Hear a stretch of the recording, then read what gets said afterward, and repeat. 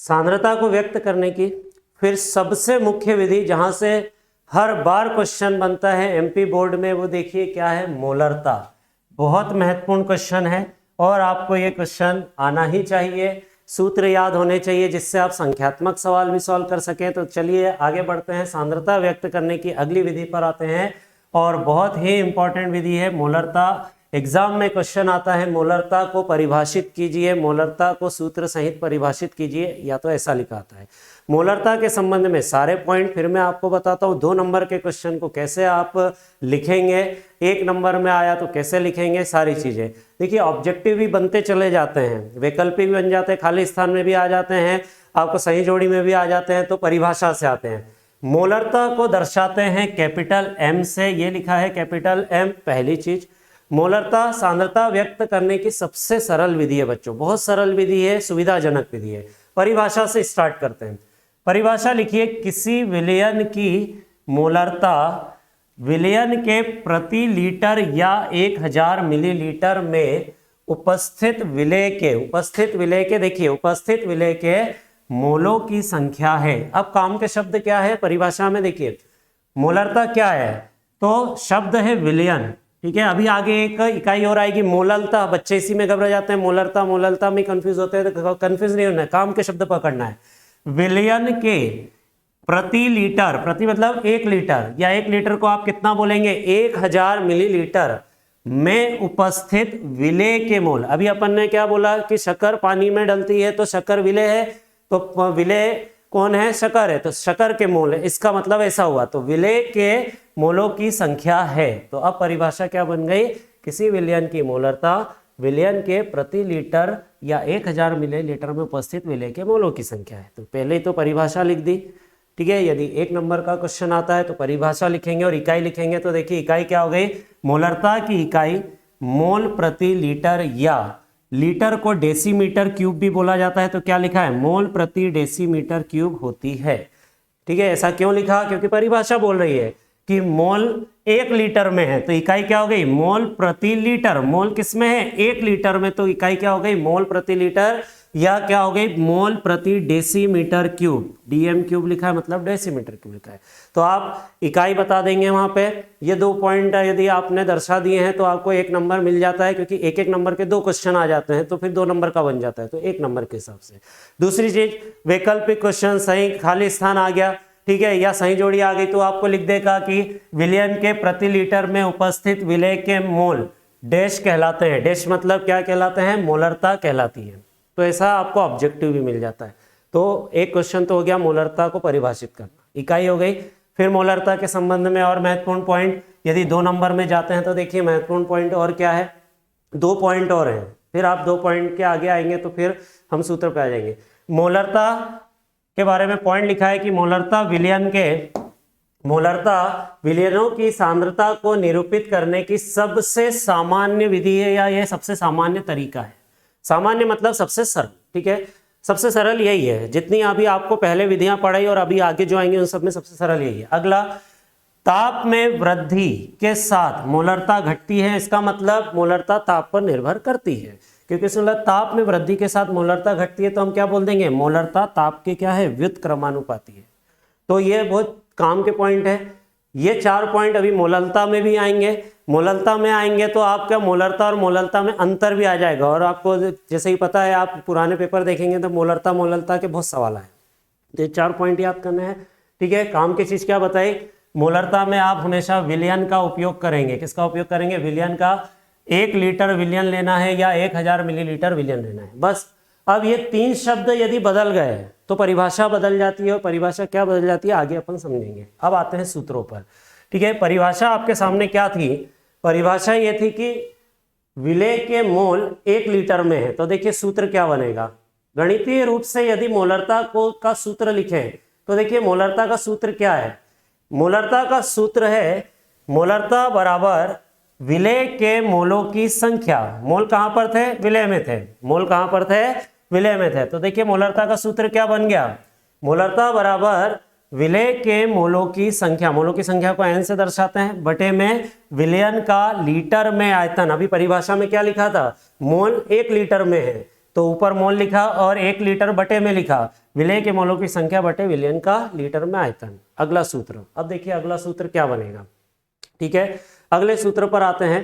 तो अगला सूत्र आपका जो बनता है वो ये है कि इसी सूत्र को बदल दिया। अब क्या है कि कुछ बच्चे सूत्र रटते हैं, रटना नहीं है, एक सूत्र पढ़ा तो एक से दूसरा बनेगा। देखो दूसरा क्या बनेगा, ये देखो आपके सामने दूसरा सूत्र क्या लिखा है। दूसरे सूत्र में फिर उसने मोलरता को परिभाषित किया और बोला कि मोलों की संख्या का मतलब क्या होता है। तो देखो मोलों की संख्या क्या होती है, मैं ये साइड में लिख रहा हूं। मोल का मतलब होता है भार बटा अणुभार। मोल का मतलब क्या होता है, भार बटा अणुभार होता है। तो देखिए अगला सूत्र उसने पहले सूत्र से ही बनाया है। सूत्र क्या बनाया है, अब देखिए मोल का मतलब होता है भार बटे अणुभार। तो देखो मोलों की संख्या की जगह क्या लिख दिया, विलेय का भार, विलेय के मोल थे तो भार भी किसका आएगा, विलेय का, विलेय का भार बटे विलेय का अणुभार। किसकी जगह लिखा, ये मोल की जगह।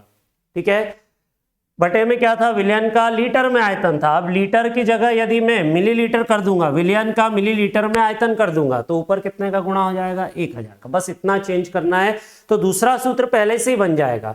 तो ये सबसे दो मुख्य सूत्र हैं मोलरता के, इन्हीं पर आधारित आपको सवाल बनते हैं। परिवर्तन क्या करना है फिर देख लो। मोल की जगह आप क्या लिख सकते हैं, भार बटा अणुभार। मोल किसके थे, विलेय के, तो क्या लिख दिया, विलेय का भार, है ना। और बटे में क्या लिख दिया, विलेय का अणुभार गुणित, फिर आगे क्या कर दिया, लीटर में जो आयतन था उसकी जगह क्या लिख दिया, मिलीलीटर में आयतन, इसलिए ऊपर कितने का गुणा कर दिया, 1000 का। बस इतना करना है तो सूत्र पहले से दूसरा सूत्र बन गया, है ना।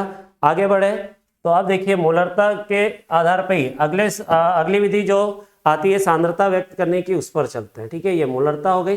अब आते हैं मोलरता से आगे नॉर्मलता पर आते हैं। फिर एक नॉर्मलता है, ठीक, फिर एक महत्वपूर्ण क्वेश्चन आपकी 12वीं बोर्ड का। अब नॉर्मलता पर चलें तो सांद्रता को, विलयन की सांद्रता को दर्शाने की अगली विधि। सवाल आता है नॉर्मलता को सूत्र सहित परिभाषित कीजिए। ठीक है, तो अब नॉर्मलता क्या है, जैसे मोलरता की परिभाषा पढ़ी वैसे ही नॉर्मलता की आएगी। बस एक जगह बदलाव आएगा, वो बदलाव कहाँ, देखो विलयन के 1 लीटर या 1000 मिलीलीटर में घुलित या उपस्थित लिख दो, घुलित विलेय के ग्राम तुल्यांकों की संख्या। किसकी संख्या बोली है, ग्राम तुल्यांकों की संख्या। कोष्टक में ग्राम में तुल्यांकी भार लिखा है, नहीं भी लिखोगे चल जाएगा सीधा, ग्राम तुल्यांकों की संख्या। तो मोलरता और नॉर्मलता में अंतर कहाँ आया, मोलरता में मोलों की संख्या थी, किसकी संख्या थी, विलेय के मोलों की संख्या। यहाँ क्या लिखी है, नॉर्मलता में क्या लिखा है, विलेय के ग्राम तुल्यांकों की संख्या। मैं फिर से बता देता हूं, जब आपको अभी मोलरता बताया तो वहां क्या लिखा हुआ था, विलेय के मोल, विलेय के मोल। बाकी परिभाषा के शब्द वही थे, विलेय के मोल लिखा था, विलेय मोल में था, विलेय किस में था, मोल में था। लेकिन अब विलेय क्या है, ग्राम तुल्यांकों की संख्या है, बाकी सब वही का वही है। देखिए विलयन का 1 लीटर है या 1000 मिलीलीटर है ना। घुलित विलेय के ग्राम तुल्यांकों की संख्या विलयन की क्या कहलाती है, नॉर्मलता। तो आप अपने शब्दों का भी उपयोग कर सकते हैं कि विलेय के 1 लीटर में मोलों की संख्या है तो मोलरता, विलेय के 1 लीटर में ग्राम तुल्यांकों की संख्या है तो वो क्या हो गया, नॉर्मलता। फिर आगे बढ़े, जैसे मोलरता की इकाई क्या पड़ी, मोल प्रति लीटर। तो देखो नॉर्मलता की इकाई क्या होगी, ग्राम तुल्यांक प्रति लीटर। ठीक है, ग्राम तुल्यांक लीटर में थे तो ग्राम तुल्यांक प्रति लीटर इसकी इकाई है। जैसे मोलरता ताप पर निर्भर कर रही थी, वैसे नॉर्मलता भी ताप के साथ क्या हो जाती है, परिवर्तित होती है। ठीक है, तो ऐसे 3 पॉइंट आपने दर्शा दिए और चौथा इसका नॉर्मलता का सूत्र दर्शा दिया तो आपका काम हो जाएगा। तो देखिए आप नॉर्मलता का सूत्र परिभाषा से ही, विलेय के तुल्यांक हैं विलयन के आयतन में, विलयन के 1 लीटर में। तो देखिए आप सूत्र पर आते हैं, नॉर्मलता का सूत्र क्या आ जाएगा, विलेय के ग्राम तुल्यांकों की संख्या किसमें थी, विलयन के 1 लीटर में। तो सूत्र क्या बन गया, नॉर्मलता बराबर, ठीक है ये आपके सामने सूत्र लिखा है, सूत्र बन गया नॉर्मलता बराबर विलेय के ग्राम तुल्यांकों की संख्या। मोलरता में ऊपर क्या था, मोलों की संख्या, अब क्या आ गया, तुल्यांकों की संख्या बटे विलयन का लीटर में आयतन। बाकी तो सब वही का वही है, मोलों की संख्या की जगह तुल्यांकों की संख्या लिखा। अब जैसे मोल का मतलब अभी आपको क्या बताया था, मोल का मतलब होता है भार बटा अणुभार। तो देखो तुल्यांकों की संख्या का मतलब क्या होता है, तो तुल्यांकों की संख्या को ये साइड में मैं लिख रहा हूं, तुल्यांक शब्द का मतलब होता है भार बटा तुल्यांकी भार। तुल्यांक बराबर क्या होता है, भार बटा तुल्यांकी भार, तुल्यांकी भार। ठीक है, मैं यहाँ पे लिख रहा हूं भार बटा तुल्यांकी भार, ये लिखा है बच्चों। तो तुल्यांक शब्द का मतलब होता है भार बटा तुल्यांकी भार। अब देखिए सूत्र बदल गया, जैसे मोल को हटाकर क्या लिखा था अपन ने, मोल को हटाकर लिखा था भार बटा अणुभार। तो ऐसे तुल्यांक की जगह क्या लिख दिया, ये रहा तुल्यांक, तुल्यांक को हटाया, उसकी जगह क्या लिख दिया, विलेय का भार बटे में विलेय का क्या आ गया, तुल्यांकी भार, विलेय का भार बटे विलेय का तुल्यांकी भार। बाकी तो वही का वही लिखा है, विलयन का लीटर में आयतन। यदि विलयन के आयतन को लीटर की जगह मिलीलीटर किया तो ऊपर कितने का गुणा कर दिया, 1000 का। तो जैसे मोलरता के सूत्र वैसे किसके सूत्र हो गए, नॉर्मलता के।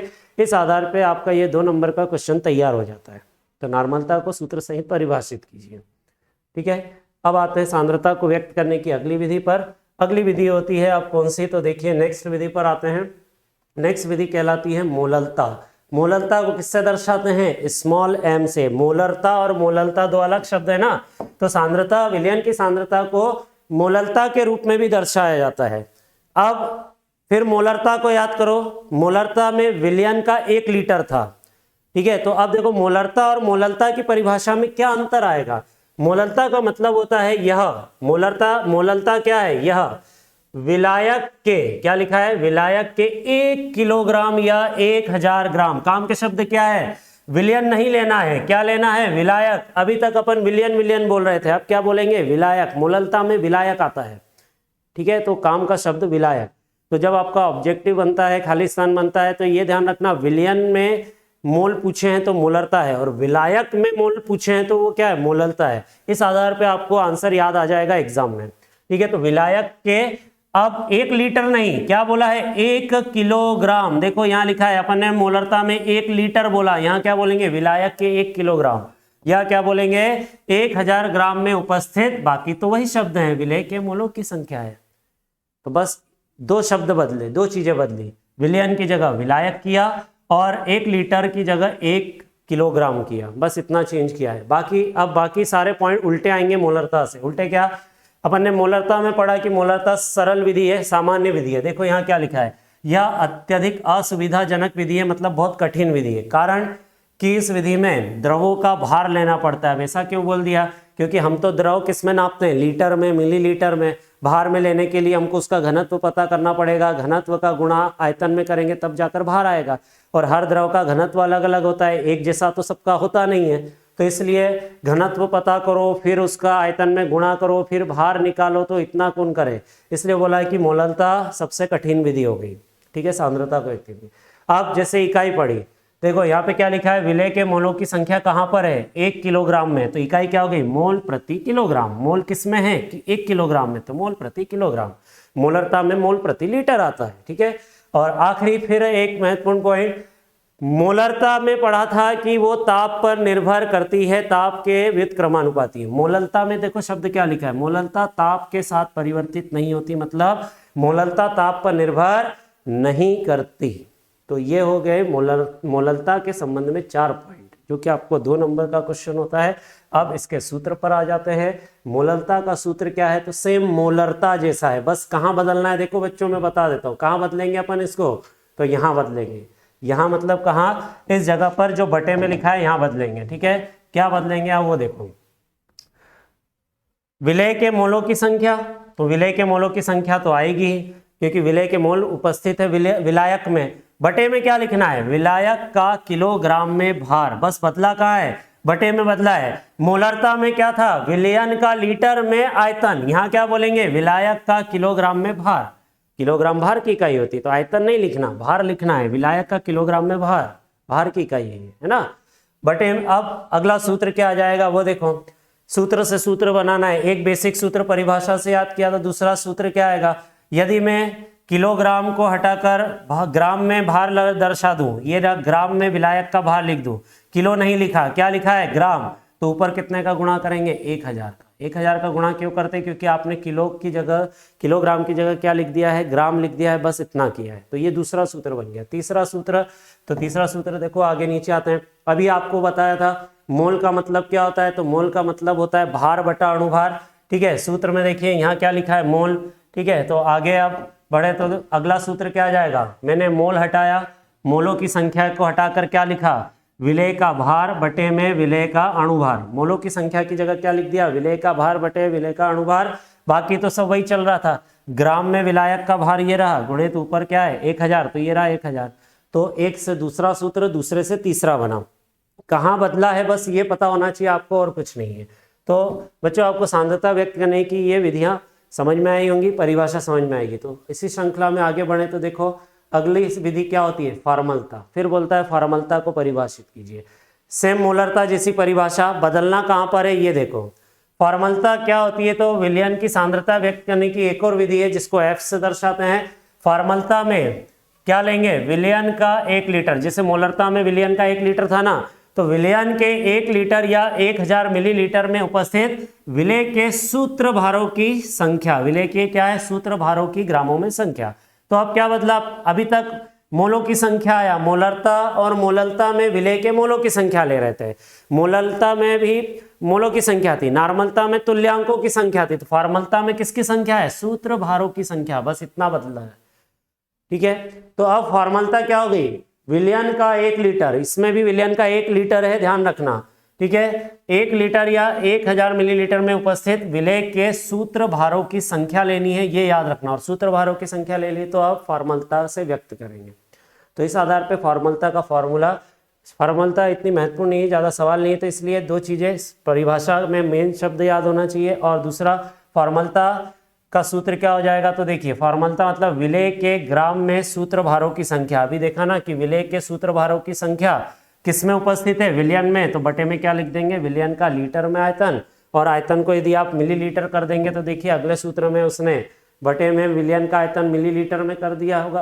अगले सूत्र में उसमें सूत्र भारों की संख्या की जगह देखिए क्या लिखा है, भार बटा सूत्र भार। सूत्र भार जैसे मोल का मतलब भार बटा अणुभार होता है, वैसे सूत्र भारों की संख्या का मतलब क्या होता है, सूत्र भारों की संख्या का मतलब होता है भार बटा सूत्र भार। तो उसने बोला कि सूत्र भार, विलय के सूत्र भारों की संख्या मतलब विलय का भार बटे में विलय का सूत्र भार। बाकी सब वैसा का वैसे ही लिखा है, लीटर में आयतन है तो यहाँ भी लीटर में ही आयतन लिखा हुआ है, एक से दूसरा सूत्र। तो फॉर्मलता में सिर्फ परिभाषा सवाल आते नहीं है फॉर्मलता के। सबसे काम की चीज़ यदि देखें तो मोलरता और मोललता है। ठीक है, ये बहुत महत्वपूर्ण है, और एक नॉर्मलता है। तीनों में बहुत स्पष्ट अंतर है, ये पता होना चाहिए। तो चलिए आगे बढ़े। फिर सांद्रता व्यक्त करने की इन सारी विधियों में अब अगली विधि कौन सी आती है, मोल प्रभाष। तो अब हम मोल प्रभाष पर आते हैं।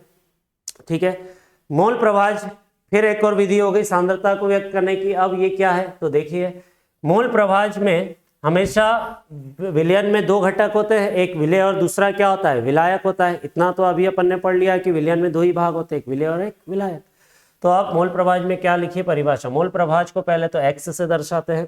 ठीक है, दूसरी चीज मोल प्रभाष को परिभाषित कैसे करेंगे, तो आप यहाँ समझिए मोल प्रभाष एक घटक, मैंने अभी क्या बोला, विलयन में कम से कम 2 घटक आएंगे, एक विलय और विलायक। उसने बोला कि कोई एक घटक लेना है, कोई एक घटक, एक घटक जैसे कोष्टक में लिखा है, अर्थात विलय ले लो या फिर क्या ले लो, विलायक ले लो। मोल प्रभाष एक घटक की मोल संख्या, एक घटक की मोल संख्या या तो विलय की मोल संख्या या फिर विलायक की मोल संख्या तथा विलयन की कुल मोल संख्या का अनुपात है। अनुपात है मतलब क्या, इधर देख लो, बोला मोल प्रभाष क्या है, तो आप बोल दो कि मोल प्रभाष किसी एक घटक के मोल, किसी घटक के मोल, कोई सा भी एक घटक होगा उसके मोल, किसी घटक के मोल लेना है, बटे में क्या कर देना है, कुल मोल ले लेना है। तो उसने बोला कि ये जो अनुपात है, किसी एक घटक के मोल और कुल मोल का जो अनुपात बन रहा है, एक घटक के मोल और कुल मोल का अनुपात, वही क्या कहलाता है, मोल प्रभाष। तो परिभाषा भी आप ऐसे याद कर सकते हैं जो साइड में सूत्र लिखा है। ठीक है, मोल प्रभाष एक घटक के मोल और कुल मोलों की संख्या का क्या है, अनुपात है। आगे बढ़े। मोल प्रभाष भी ताप पर निर्भर नहीं करता है। जैसे मोललता ताप पर निर्भर नहीं करती है, वैसे ही मोल प्रभाष भी किस पर निर्भर नहीं कर रहा है, ताप पर। तो फिर पॉइंट लिखा है मोल प्रभाष ताप पर निर्भर नहीं करता है। अब ये क्या है, मोलों का अनुपात है, ऊपर भी मोल, नीचे भी मोल, अंश में भी मोल है, हर में भी मोल है। यदि मोल है तो मोल बटा मोल मतलब कोई इकाई नहीं बनेगी। तो अगला लाइन क्या लिखा है, ये सांद्रता व्यक्त करने की इकाई विहीन राशि है या विमाहीन राशि है। देखिए क्या लिखा हुआ है, इसकी कोई इकाई नहीं होती है या यह विमाहीन या इकाईहीन है। ठीक है, आगे बढ़े। आगे अब देखो मोल प्रभाष को कैसे दर्शाते हैं सूत्र के रूप में। तो एक सूत्र के रूप में दर्शाने का तरीका लिखा है। मैंने अभी आपको बोला कि विलयन में 2 घटक हो सकते हैं, एक विलय दूसरा विलायक। तो मैंने मान लिया कि विलयन में 2 घटक हैं, ए घटक और बी घटक। ठीक है, ए घटक के मोलों की संख्या और बी घटक के, ए घटक का भार और बी घटक का भार क्या है, WA ग्राम। विलयन में उपस्थित है, ठीक है। और बी घटक जो है उसका कितना भार उपस्थित है, WB ग्राम। विलयन में 2 घटक हैं, A और B। ए घटक का और बी घटक का विलयन में उपस्थित भार क्या क्या है, WA और क्या है, WB, ठीक है। घटक ए का भार W है और घटक बी का भार क्या है, WB है। तो देखिए अगले सूत्र में आते हैं। अब सूत्र कैसे बनेगा, मोल प्रभाज क्या है, मोलों का अनुपात है किसी एक घटक के मोल बटे में कुल मोल। तो अब अगली स्लाइड पर आते हैं, अगली जगह है ना, अगला सूत्र देखिए क्या है। अब यदि मुझे मोलों का अनुपात पता करना है तो देखिए मैंने माना कि विलयन में 2 घटक हैं, एक घटक ए है, तो ए के मोल प्रभाज का मतलब क्या, ए के मोल बटे में कुल मोल। ए के मोल बटे में क्या आ गया, कुल मोल। विलयन में 2 घटक हैं तो दोनों के मोल लेना पड़ेंगे। तो सूत्र क्या बन गया कि जिसका मोल प्रभाज निकालेंगे, जैसे ए का मोल प्रभाज निकालेंगे, तो ए का मोल प्रभाज यदि निकाला है, देखो बच्चों लिखा है ए का मोल प्रभाज, एक्स ए लिखा है, एक्स ए को आप क्या पढ़ेंगे, ए का मोल प्रभाज।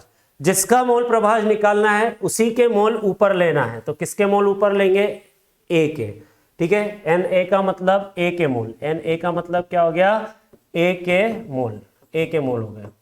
और एन बी का मतलब क्या हो गया, बी के मोल, ठीक है। तो अब उसने बोला कि आपको मोल प्रभाज कैसे दर्शाना है।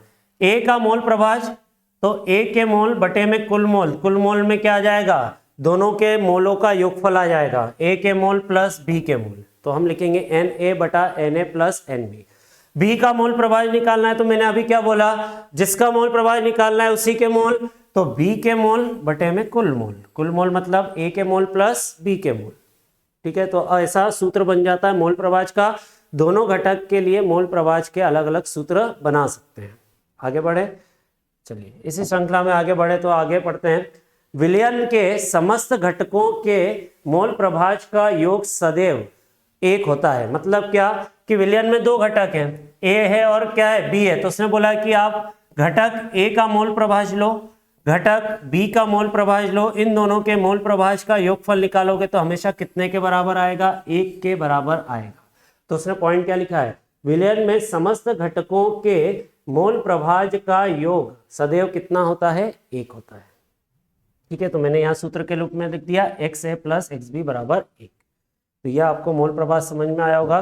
मोल प्रभाज की ये परिभाषा है। आगे बढ़े। अब सांद्रता की जितनी विधियां पढ़ी उसमें से सबसे महत्वपूर्ण क्वेश्चन एमपी बोर्ड का, ठीक है। सूत्र तो आ ही जाते हैं, परिभाषाएं आ जाती है 1-1, 2-2 नंबर में, लेकिन ये जो आपको सामने लिखा है मोलरता और मोललता में अंतर, तो मैंने मोलरता के भी 4 पॉइंट अभी आपको बताए, मोललता के भी 4 पॉइंट बताए। इन 4 पॉइंट के आधार पे अंतर 2 नंबर के क्वेश्चन में, यदि वो आपसे कुछ नहीं बोल रहा है कितने अंतर लिखना है, आप चारों लिख के आ जाओ, तो 2 नंबर के क्वेश्चन में आएगा तो वो मिल जाएंगे। और यदि आपको उसने बोला है 3 अंतर लिखे तो आप 3 लिखिए, ठीक है। तो आप देखिए यहाँ पर मोलरता के बारे में मैंने आपको क्या बताया, सांद्रता व्यक्त करने की क्या है, सबसे सरल विधि है। तो ये देखिए सांद्रता व्यक्त करने की सबसे सरल विधि, पहला अंतर। तो मोलरता सांद्रता व्यक्त करने की सबसे कठिन विधि है। मोलरता क्या है, विलयन के 1 लीटर में घुले, विलयन के 1 लीटर में घुले विलेय पदार्थों के मोलों की संख्या। तो मोलरता क्या है, विलयन की जगह क्या लेना है, 1000 ग्राम विलायक में घुले पदार्थ के मोलों की संख्या। 1000 ग्राम भी ले सकते हो या फिर 1 किलोग्राम भी ले सकते हो, है ना। ये लिख दिया मैंने 1 किलोग्राम, 1000 ग्राम नहीं लिखो तो 1 किलोग्राम। वो 1 लीटर में घुले मोलों की संख्या है। तो मोललता क्या है, 1 किलोग्राम विलायक में, ये भी ध्यान रखना विलायक लिखना जरूरी है और यहाँ विलयन लिखना जरूरी है, नहीं तो गलत हो जाएगा, है ना। विलयन के 1 लीटर में मोलों की संख्या मोलरता है, तो विलायक के 1 किलोग्राम में मोलों की संख्या को क्या पढ़ेंगे यहाँ पर, मोललता। तो आप अपने शब्दों में भी लिख सकते, जरूरी नहीं कि ये जो शब्द लिखे आप यहीं से लें, बस समझ में आनी चाहिए चीजें। आगे बढ़े, फिर अगला अंतर, तीसरा अंतर देखिए। तीसरा अंतर है कि मोलरता में विलायक के भार का कोई महत्व नहीं है। क्यों, क्योंकि अपन तो मोलरता में आयतन ले रहे हैं, तो बोले भार का कोई महत्व नहीं है, भार किसी काम का नहीं है, आयतन ले रहे हैं मोलरता में इसलिए। और मोललता में आयतन का कोई महत्व नहीं है, उल्टा आयतन लेते ही नहीं है। मोललता में तो क्या लेते हैं, विलेय का भार लेते हैं और विलायक का भार लेते हैं, दोनों का भार लेते हैं। तो आपको ये चीज समझ में आनी चाहिए। फिर आगे बढ़े, ठीक है। तो चौथा अंतर देखिए क्या है, फिर बताया था मोलरता ताप क्रम पर निर्भर करती है। मोलरता, ये रहा मोलरता किस पर निर्भर करती है, ताप क्रम, है ना। मोलरता यहाँ पे किस पर निर्भर कर रही है, तापक्रम पर निर्भर कर रही है। ये देखिए लिखा है मोलरता ताप पर निर्भर करती है, तो मोलरता ताप पर निर्भर नहीं करती है, मतलब ताप के साथ परिवर्तित नहीं होती है। तो ऐसा 4 अंतर हो गए मोलरता और मोलरता में। तो ये 4 अंतर सांद्रता व्यक्त करने की विधियों के बारे में जानकारी थी। आगे बढ़ते हैं इसी श्रृंखला में। आप देखें अब आपके विलियन चैप्टर का दूसरा भाग आता है। ये पहला भाग था जिसमें सांद्रता व्यक्त करने की विधियां थी। तो उम्मीद है आपको सारी विधियां समझ में आई होंगी। एक बार शॉर्ट में यदि रिवाइज करें तो मोलरता, नॉर्मलता, इन दोनों में विलयन का 1 लीटर आयतन लेते हैं। मोलरता में विलायक का 1 किलोग्राम भार लेते हैं। मोलरता में विलय के मोलों की संख्या उपस्थित होती है। मोलरता में भी 1 किलोग्राम में विलय के मोलों की संख्या होती है, लेकिन नॉर्मलता में क्या रहता है 1 लीटर विलयन में ग्राम तुल्यांकों की संख्या आती है, वहाँ पे ग्राम तुल्यांकों की संख्या आती है। तो कम से कम मोलरता, नॉर्मलता और मोलरता ये 3 तो याद होना चाहिए, और वो अंतर जो आपको बताया वो याद होना चाहिए। अब आते हैं, फिर आपको सवाल मिलेगा एमपी बोर्ड में 12वीं की परीक्षा के लिए, अणुसंख्यक गुणधर्म किसे कहा जाता है। ठीक है, अब हम विलयन के दूसरे भाग पर आ गए। दूसरा भाग अणुसंख्यक गुणधर्म है। अभी तक सांद्रता चल रहा था।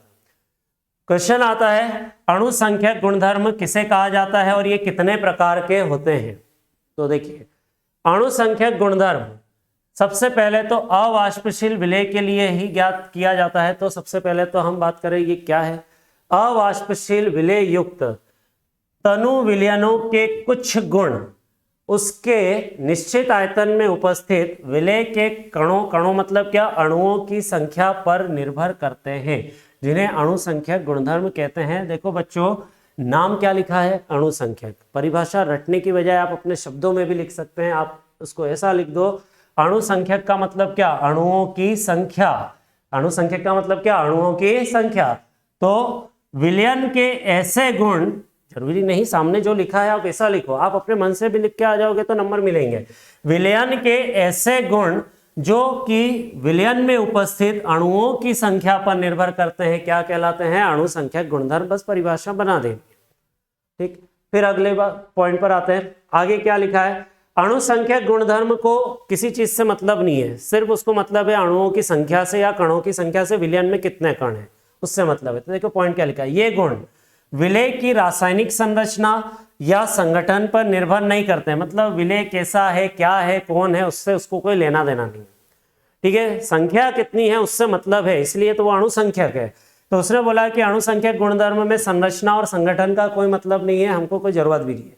अब मुख्यतः अणुसंख्यक गुणधर्म कितने प्रकार के होते हैं, तो 4 प्रकार के अणुसंख्यक गुणधर्म है। इसके 4 उदाहरण हैं। तो अब देखिए 4 कौन कौन से, और वहां भी गड़बड़ क्या करके आते हैं, हम सही लिख के नहीं आते, इसलिए हमारे नंबर कट जाते हैं। तो नंबर कटवाने नहीं है हमको। अणुसंख्यक गुणधर्म के कितने प्रकार लिखे हुए हैं, 4। देखिए अब ये 4 प्रकार कौन कौन से अब आपके सामने हैं। पहला प्रकार है वाष्प दाब में आपेक्षिक अवनमन। क्या लिखा है, वाष्प दाब में आपेक्षिक अवनमन। कुछ लोग ये शब्द खा जाते हैं, आपेक्षिक। आपेक्षिक खाना नहीं है, क्योंकि 2 अलग अलग शब्द हैं। वाष्प दाब में अवनमन एक अलग शब्द आता है, अभी आगे आएगा, और एक है वाष्प दाब में आपेक्षिक अवनमन। तो अणुसंख्यक गुणधर्म क्या है, वाष्प दाब में आपेक्षिक अवनमन, ये पहला अणुसंख्यक गुणधर्म है।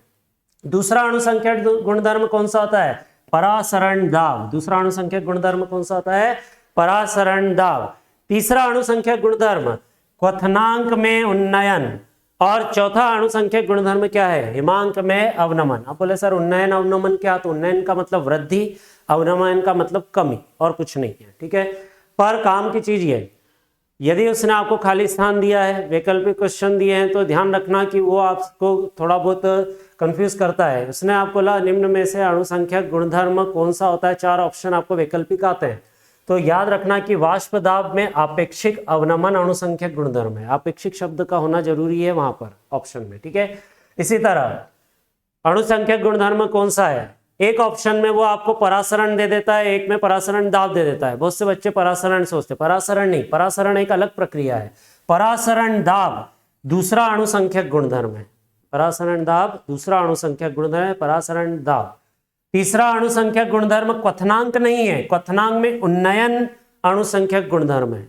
और हिमांक चौथा अणुसंख्यक गुणधर्म नहीं है, हिमांक में अवनमन चौथा अणुसंख्यक गुणधर्म है। तो सारे शब्द क्लियर लिख के आने हैं, ये ध्यान रखना। ये चारों गुण विलयन के होते हैं, और ये सब अणुओं की संख्या पर निर्भर करते हैं, मतलब ये सब के सब अणुओं की संख्या के समानुपाती होते हैं। अणुओं की संख्या बढ़ी तो इनका मान बढ़ेगा, अणुओं की संख्या कम हुई तो इनका मान कम होगा, इसलिए इनको अणुसंख्यक गुणधर्म बोला गया है। तो परिभाषा आप खुद अपने मन से शब्दों से बना सकते हैं। क्या बना सकते हैं? ऐसे गुण जो अणुओं की संख्या पर निर्भर करें। विलियन के अणुसंख्यक गुणधर्म होते हैं, 4 प्रकार के होते हैं, उनके नाम लिख के आना है। अणुसंख्यक गुणधर्म अणुओं की संख्या के समानुपाती होते हैं। तो बच्चों ये अणुसंख्यक गुणधर्म हुआ।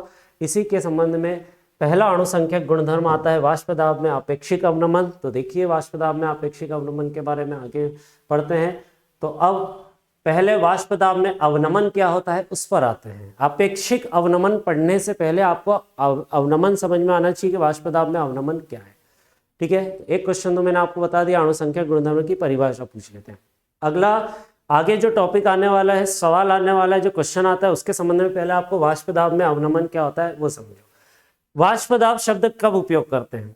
जब विलयन की वाष्प बनती है और वो वाष्प जब विलयन में दबाव डालती है तो उसे क्या बोलते हैं? वाष्प दाब। जैसे समझो आपने घरों में पानी उबलते देखा है, पानी उबलता है तो उसकी भाप बनती है, फिर उसकी जो भाप होती है वो भाप ऊपर आती है, तो वो भाप क्या करती है? वाष्प विलयन की सतह पे भी दबाव डालती है। तो उसी द्रव की वाष्प द्वारा उसकी सतह पे डाला गया दबाव क्या कहलाता है? वाष्प दाब। डायग्राम से समझे इस चीज को कि वाष्प दाब क्या होता है। ठीक है, यदि मेरे पास एक बर्तन में पानी है, इस पानी में या एक बर्तन में कोई भी विलयन है, कोई भी द्रव है, जब मैंने इसको गर्म किया तो गर्म करने पर क्या होगा? इसकी भाप बनेगी। अभी इसके अंदर विलयन के अंदर सारे कण उपस्थित हैं, विलयन के अंदर इसके कण उपस्थित हैं, है ना। जब आप पानी उबलते देखते हैं तो आप देखते हो नीचे से बुलबुले ऊपर आते हैं, बुलबुले आते हैं ऊपर, तो वो धीरे धीरे क्या कोशिश कर रहे हैं कि वो सतह पे जाए और वाष्प बनकर निकले। तो क्या होता है, जैसे जैसे इस को गर्म करते हैं और ये जब द्रव गर्म होकर भाप बनाना चालू करता है, वाष्प बनाना चालू करता है, तो वाष्प इकट्ठा होती है, तो ये वाष्प इस द्रव की सतह पर भी आ जाती है। अब ये वाष्प के कण कहाँ आ गए? द्रव की सतह पर। अब द्रव की सतह पर इन वाष्प के कणों के द्वारा एक दाब लगाया जाता है। ये जो कण नीचे द्रव में दाब लगा रहे हैं विलयन में, उसी द्रव की वाष्प उसी की सतह पर क्या लगा रही है? दाब। तो इसे ही क्या बोला गया? वाष्प दाब। इसे ही क्या बोला गया? वाष्प दाब। पहले तो वाष्प दाब क्या है, अवनमन बात की बात है, तो पहले वाष्प दाब समझ में आएगा तो आपको अवनमन समझ में आएगा। ठीक है, तो वाष्प द्वारा द्रव की सतह पर लगाया गया दाब क्या कहलाता है? वाष्प दाब कहलाता है। नाम से ही परिभाषा है, वाष्प द्वारा लगाया गया दाब कहाँ लगाया जाता है? द्रव की सतह पर। तो देखो परिभाषा लिखिए, वह दाब जो द्रव की सतह पर वाष्प द्वारा डाला जाता है क्या कहलाता है? वाष्प दाब कहलाता है। परिभाषा क्लियर लिखिए, और मैंने डायग्राम से आपको समझाया तो आप क्लियर समझ में आएगा कि वाष्प दाब क्या होता है। अब क्या हुआ, अवनमन ये कहाँ से आ गया? तो देखो, यदि पानी प्योर पानी है, पानी के अंदर आपने कुछ नहीं डाला है, तो वाष्प भी किसकी है? पानी की है। अब पानी की वाष्प है तो सारे कण द्रव की सतह पर किसके हैं? पानी की वाष्प के हैं, और किसी के नहीं है। बाकी तो कुछ था ही नहीं उस पानी के अंदर, खाली पानी था, तो सिर्फ पानी की वाष्प में पानी के ही कण मिलेंगे, और पानी के ही वो कण पूरी सतह पर क्या डाल देंगे? दबाव डाल देंगे। अब दबाव डाल दिया तो फिर क्या करें? तो अब इधर देखो, उसने बोला कि यदि आपने इस पानी के अंदर मान लो शक्कर मिला दी, पानी है, पानी के अंदर आपने नमक डाल दी, शक्कर डाल दी। शक्कर अवाष्पशील है, मतलब अपने आप वाष्प नहीं बनती। अब ये अवाष्पशील शब्द का मतलब क्या? आपने पेट्रोल देखा है, पेट्रोल अपने आप वाष्प बनकर उड़ जाता है, आपको उसे गर्म भी नहीं करना पड़ता, खुला रखा उड़ गया, तो पेट्रोल कैसा है? वाष्पशील। लेकिन पानी जो है क्या अपने आप वाष्प बनाएगा? नहीं, आप उसे गर्म करेंगे उसके बाद उसकी वाष्प बनेगी। तो पानी कैसा है अभी के केस में? कम वाष्पशील है। पेट्रोल ज्यादा वाष्पशील है, पानी कम वाष्पशील है। तो ऐसे पदार्थ होते हैं जो वाष्पशील होते हैं और कुछ कैसे होते हैं? अवाष्पशील होते हैं।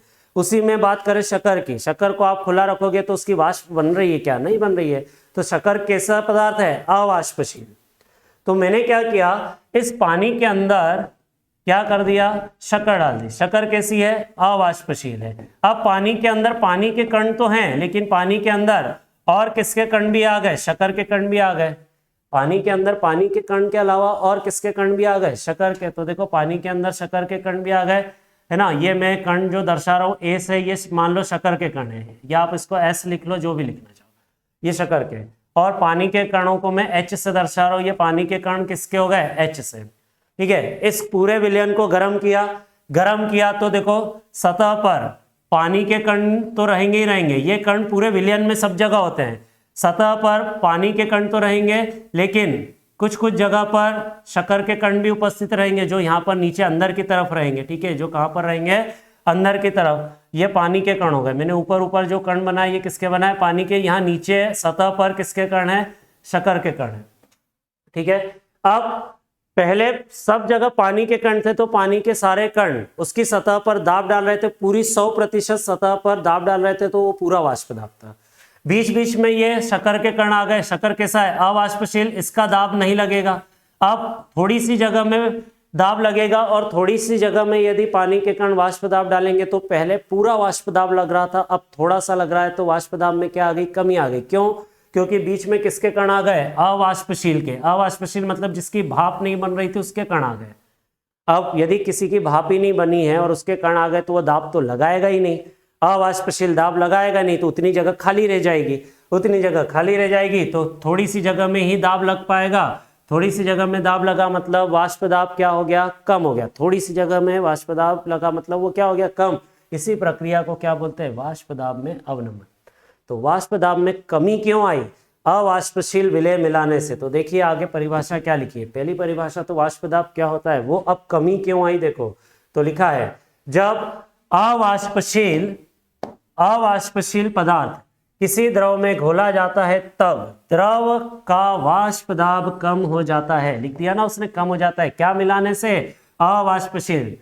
जिसकी वाष्प ही नहीं बनेगी तो वो क्या दबाव डालेगा?